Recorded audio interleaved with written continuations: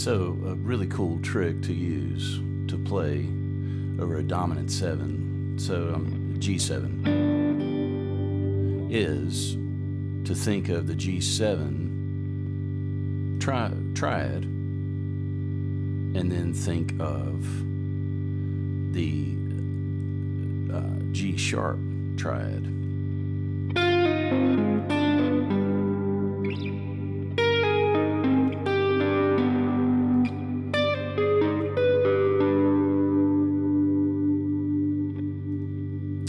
And you can also get a couple scale degree ideas.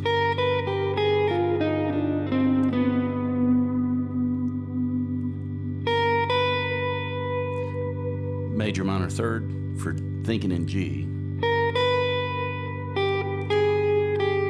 Flat 2. That's part of the 7, flat 6, and 5. And then 4 in major third. And then flat 2, 1.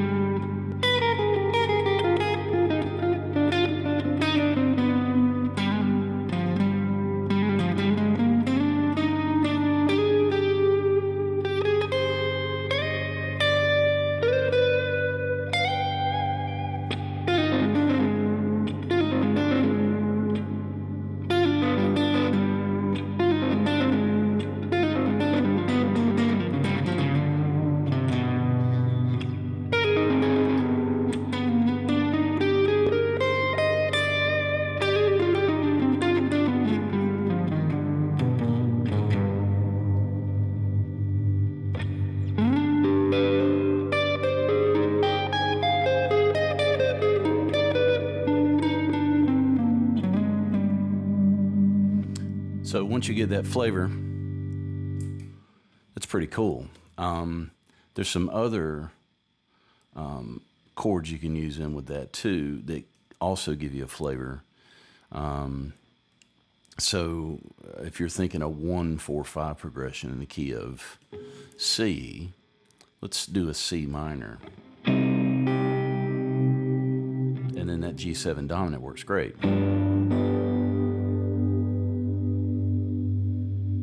And then F.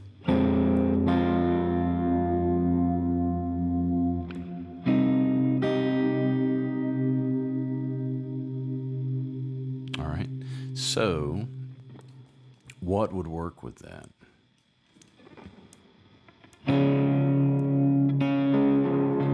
That's a flat 2 in the bass over the 4 chord of F minor.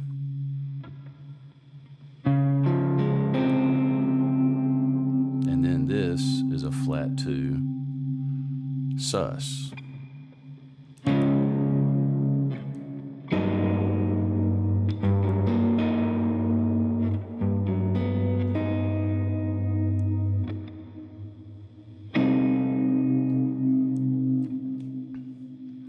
Some other cool ideas for outside is to use a Neopolitan 6 resolving to 5. So that G that we had, G dominant, we can think of C minor as it resolves to. And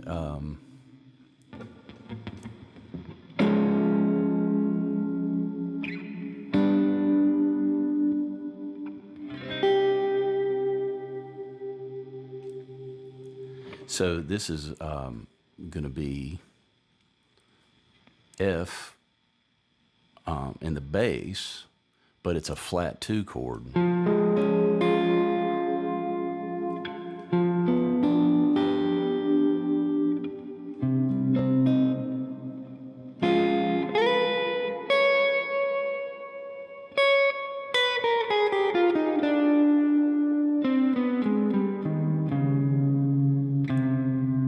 So you have options there where you can use the flat 2 tying into the 4 chord, and you can do like a whole half diminished, or there's Jimmy Herring uses that scale a lot. Now here's a cool voicing trick for that lick that you can remember.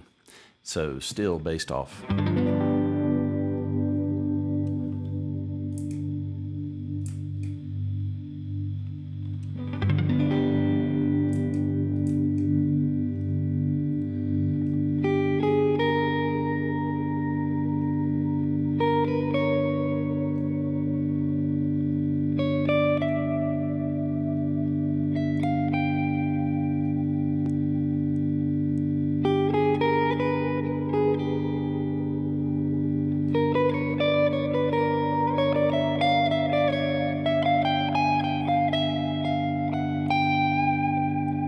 So here's a lick you can do over 2 strings, and it's identical on the frets.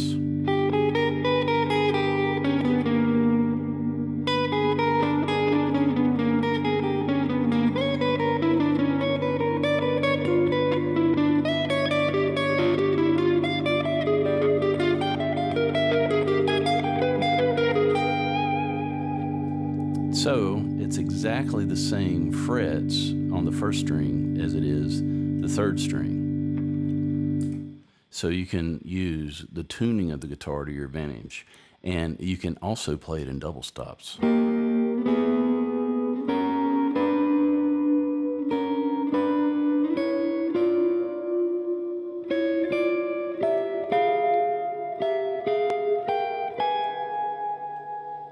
And there's all kinds of fingerings you can do for that.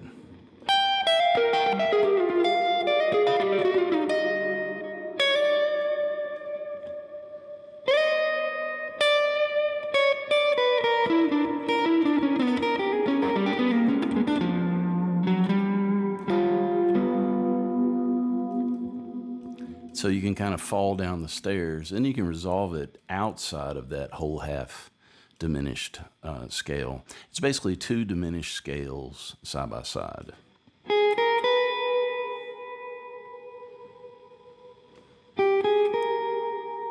So it's A flat and B, and then G and B flat.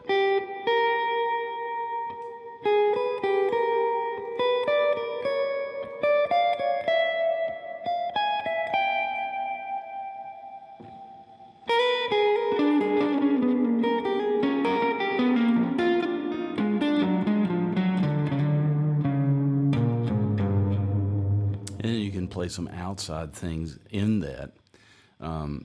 You can call it jazz, or you can call it a mistake. You can call it jazz, and it'll work. And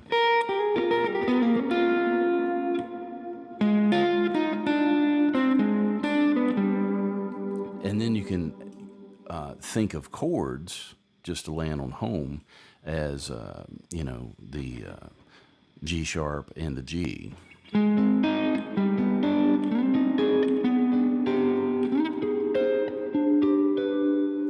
So you have the inversions of those chords as home base.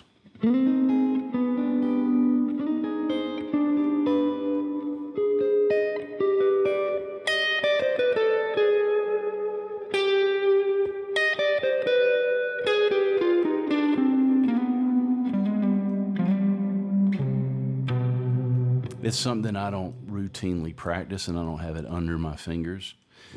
And a lot of times people are going to play you things that they have completely under their fingers, and they're going to impress people how fluid they are.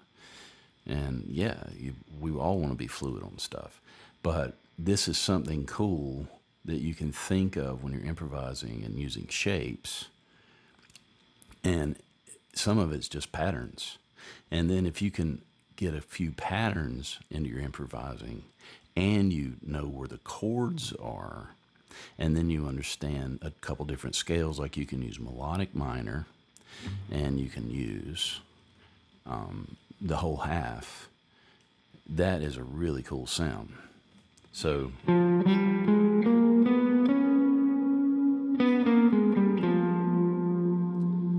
I'm thinking of G sharp melodic minor.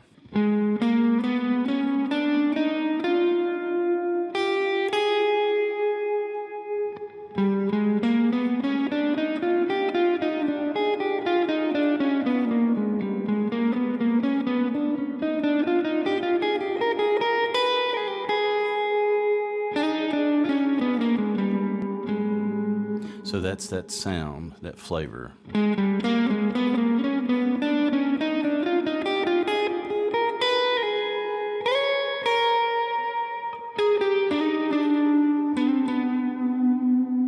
So you can just basically borrow off the flat 2 triad. So if you're doing a dominant chord, you can also use the flat 2 that's a half step up from that. So G, and then resolve to 1, which would be, in this case, C minor.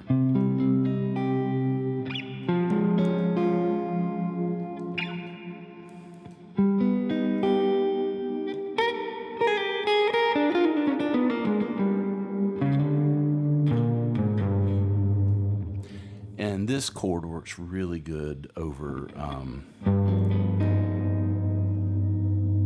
so that is a G7 flat. What is that? That's basically a flat 9. Or flat 13.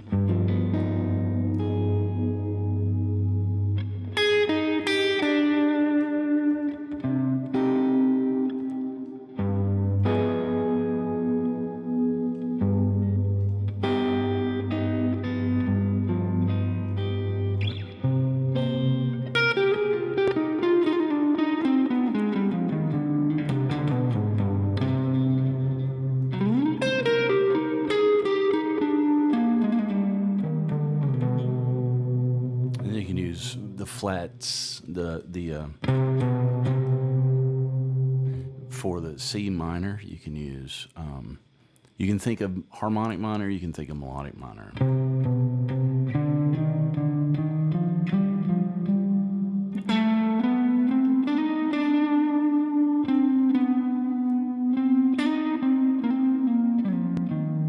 Then you can think of pentatonic minor.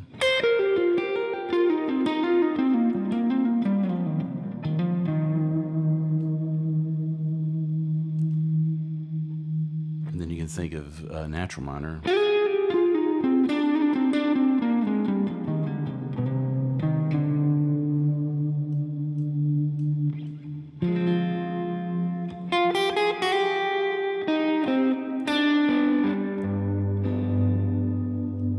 So you get the opportunity to play altered scales over altered chords.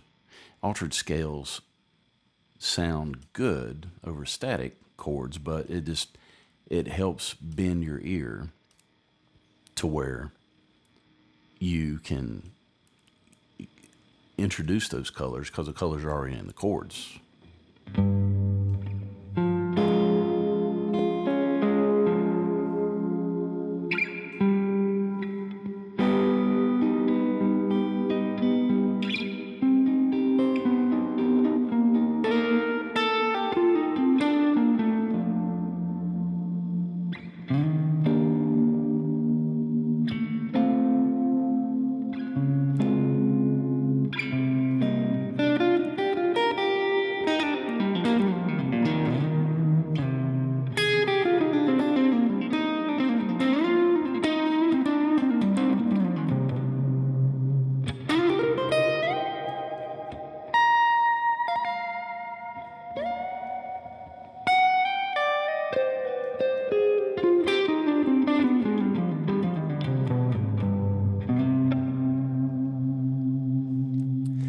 I've always loved that.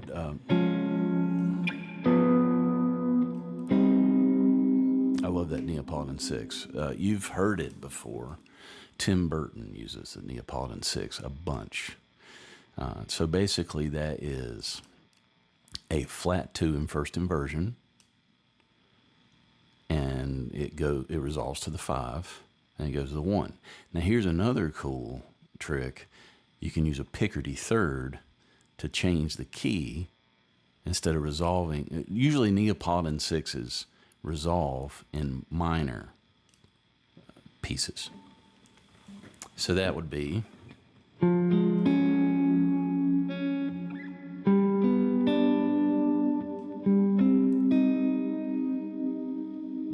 the Picardy third trick and just make that a go. You do a whole piece in minor, but you end the song on a major one. So if we're in the key of C minor,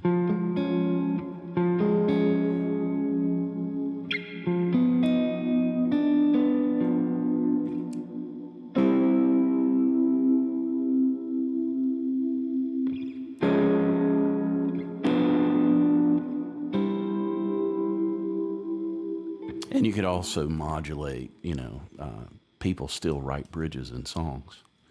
And you could go to the bridge and modulate to major and then jump back into minor. So all these altered chords and scales are opportunities to pivot and do interesting things in songs. And that's part of the theory things that I do with people. Instead of just teaching licks, I'm trying to think, okay, I want you to understand your licks are being played over chords. So you have to understand how's a chord constructed, and then you break down the chord, and you can outline the chord with your lead lines or your melody things, right? So hopefully that will kind of help inspire and bend your ear and try some different things. The Neopolitan 6 is not to be slept on. That's one of my favorite little tricks. It's got such a interesting sound. I think it's the third chord in Moonlight Sonata, Beethoven. And when I first heard that, I just loved that sound. It was such a unique tension. It has its own timbre. It has its own thing. The color. So, hopefully you can use some of these tools and spice up your own playing and jump off the diving board into something. So enjoy you hanging out. Cheers.